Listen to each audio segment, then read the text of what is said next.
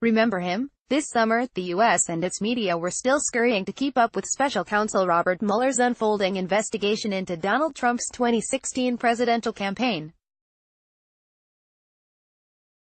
On August 1, Rudy Giuliani, one of Trump's many attorneys, told a Republican campaign event in New Hampshire that the upcoming midterms would amount to a referendum on whether to impeach the president.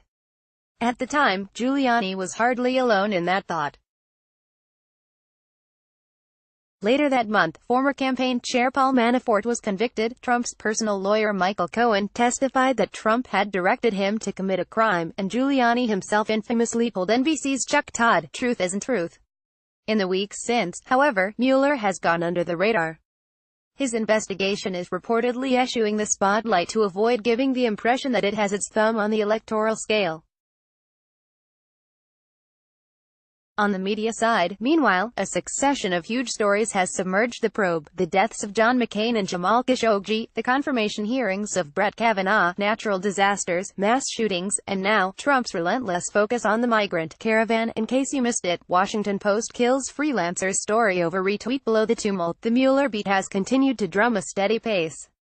Most days have seen a juicy tidbit somewhere in the media sphere. We've learned, for instance, about longtime Trump associate Roger Stone's alleged ties to WikiLeaks, with Mueller reportedly bearing down on whether the Trump campaign had prior knowledge of the October surprise dump of emails from inside Hillary Clinton's camp. The scoops have not stopped there. In the last week alone, Bloomberg reported that the Cohen grand jury is investigating other individuals. Former campaign aide George Papadopoulos told Fox. Over the last few days, the investigation has resurfaced because of a smear campaign against it involving planted allegations of sexual assault against Mueller. A story that briefly appeared on the right-wing Gateway Pundit blog Tuesday was swiftly debunked when journalists linked it to a firm tied to 20-year-old Twitter troll Jacob Wohl. When reporters rang the phone number on the firm's website, it redirected to Wohl's mom's voicemail. Yesterday, more serious stories appeared. In addition to further developments in the Stone case, Politico published an analysis by a former federal prosecutor suggesting that Mueller may already have subpoenaed Trump. The article's speculative nature drew some skepticism on Twitter, but it was shared widely, including by Democratic Senator Sheldon Whitehouse. Trump attorney Jay Sekulow messaged a rebuttal to The Times' Maggie Haberman. Later on, Trump himself denied the report during a pool spray. With so many big stories fighting for airtime, it'll likely take something more concrete than a leak or bungled hoax from Mueller's investigation to cut back into the narrative ahead of Tuesday's elections. Credible reporting from the Post and others, however, suggests that the special counsel is preparing to re-enter public life once polls close. The midterms have not proven to be a referendum on Mueller, but the Mueller news cycle is far from over. Below, more from the quiet Mueller beat. The Rolling Stone probe. Jerome Corsi, a conspiracy theorist and former D.C. bureau chief for InfoWars, has emerged as a key figure in Mueller's investigation of Stone. ABC's Ali Dukakis reported last night that Corsi may have had advance knowledge of WikiLeaks' Clinton campaign email dump. The back catalog archivists yesterday released a long-withheld report that formed part of the Watergate investigation in the 1970s. The Post reports the document was unsealed following appeals from a former Nixon defense lawyer and 3 legal analysts who have argued that it could serve as a roadmap for Mueller. Mueller time. Also in the Post, columnist Paul Waldman writes, "It's looking as though the special counsel's investigation is approaching its climax. Even if Trump doesn't have to answer questions, we'll learn what Mueller has discovered about what he and his aides did in 2016.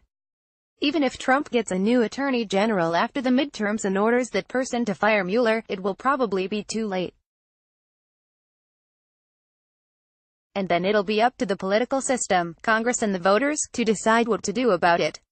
The sound of silence. Another reason Mueller's investigation has been pushed down the midterms news cycle is that politicians don't want to address it. In late August, an analysis by 538 suggested that congressional Democrats were largely avoiding talk of impeachment. And in mid-October, Politico's Darren Samuelson reported that operatives from both parties have intentionally skirted the issue on the campaign trail because voters don't want to talk about it either. Other notable stories: in a first official statement nearly a month after the fact, Istanbul's chief prosecutor said the Saudi dissident writer Jamal Khashoggi was strangled as soon as he entered his country's consulate in the city, before his body was dismembered and disposed of by a local collaborator, in a premeditated attack. The search for Khashoggi's remains continues. Forbes' Madeleine Berg and Lauren Detter asked the 11 board members of 21st Century Fox, all but one of whom were born abroad, are immigrants, or have immigrant parents, about Fox News' recent anti-immigrant rhetoric. Not one would give comment.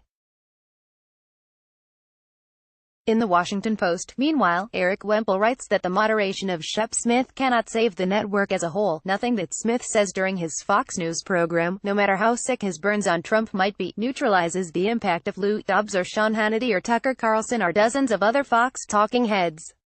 Nothing. For CJR, Philip Bill offers a series of pointers for citizens on how to criticize the work of the press in a responsible way. In a world in which reporters are called scum, disgusting, enemies, and much worse, it's worth stating, and restating, that journalists are human beings, EIL writes. We are flesh and blood people with spouses, friends, parents, children, pets, memories, hobbies, and mortgages. We like pizza. We pay taxes.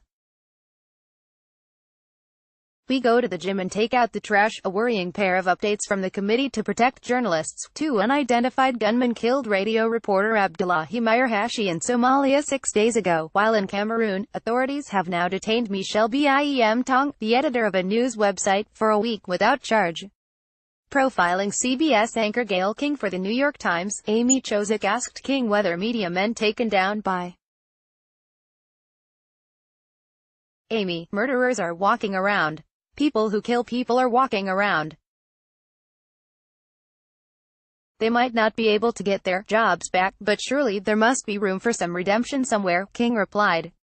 I don't know what the answer is to that, and it might be too soon. Maybe people don't want to hear that.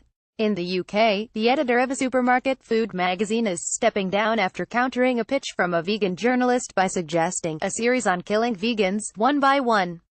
For CJR, Marie Dozema spoke with journalist-turned-novelist Omar El-Akkad on his dystopian book American War and the Dialectic Between Reporting and Fiction Writing. I'm much more comfortable in the world of fiction than journalism, or any other style of writing or thought, because my defining characteristic as a human being is doubt, El-Akkad told Dozema. And as Megyn Kelly continues to negotiate a messy exit from NBC, her character may have been axed from Showtime's upcoming series about late former Fox chairman and CEO Roger Ailes, The Hollywood Reporter's Tatiana Siegel reports. In case you missed it, getting scoops is great, but not if they perpetuate a Trump lie. John Alsop is a freelance journalist and former CJR Delacorte fellow.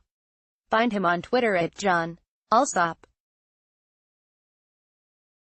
Wednesday, October 31, 2018. We live in a moment of extraordinary tension between the press and the public. Donald Trump's knee-jerk retort of fake news is now a particular favorite of dictators and authoritarians around the world. The prevailing anti-press animosity at the National Weekly highlights. Subscribe to the Best of CJR, compiled by the editors every Thursday.